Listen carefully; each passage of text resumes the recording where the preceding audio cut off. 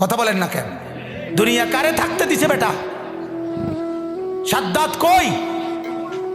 নমরুদ কই? ফেরাউন কই? কারুন কই? পৃথিবীর জালেমরা কই? সম্পদের লুভিরা কই? দুনিয়াদাররা কই? বলো মিয়া, বলো কই? কেউ টিকছে দুনিয়া? কেউ টিকছে? আমরা কিতাবে পড়ছি ভারতের দিল্লির এক বাদশা ছিল শের শাহ। শের শাহ 40 বছর একটানা যুদ্ধ করছে এই রাজত্বের জন্য, দিল্লির রাজত্বের জন্য। ওনার বয়স যখন 65, তখন উনি দিল্লির বাদশাহী পুরা পাইছে। সেদিন পাওয়ার পরে একদিন আফসুস করে বলতেছে, হায় দুনিয়া, তুই আমারে যখন ধরা দিলি তখন আমার কবরে যাওয়ার সময় হয়ে গেল। মানে আজ 40 বছর মেহনত কইরা দুনিয়া যখন বাদশাহী নিলাম, তখন আমার কি শুরু হয়ে গেল? কবরে যাওয়ার টাইম।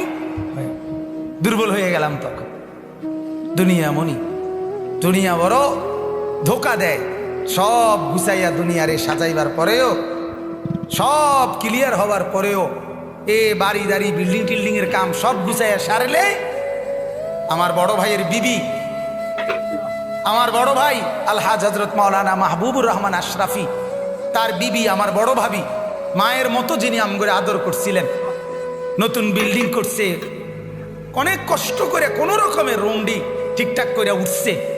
এরপরে আপনার বুধবার দিন নতুন ঘরের বাজার করছে, চাল ডাল তেল সব কিনা, চালগুলো সব ড্রামের মধ্যে পড়ছে, তরকারি ফ্রিজে কুইটা রাখছে।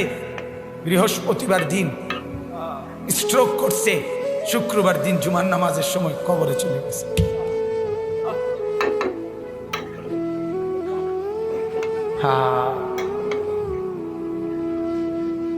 আগামীর পৃথিবী, আগামীর সামনে দাজ্জাল বাজান, আগামীর সামনে দাজ্জাল।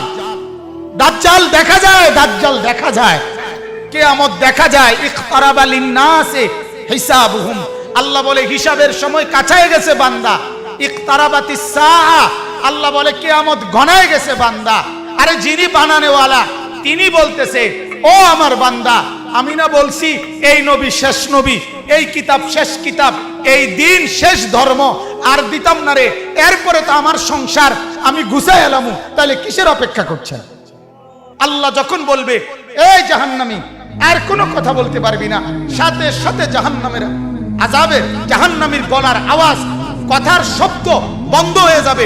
এরপরে আর কোনো শব্দ জাহান্নামী উচ্চারণ করতে পারবে না। আরো জঘন্য কথা আছে, তাফসীরে মারিফুল কোরআন লিখছে, এরপরে জাহান্নামী কুত্তার মতো ঘেউ ঘেউ করবে।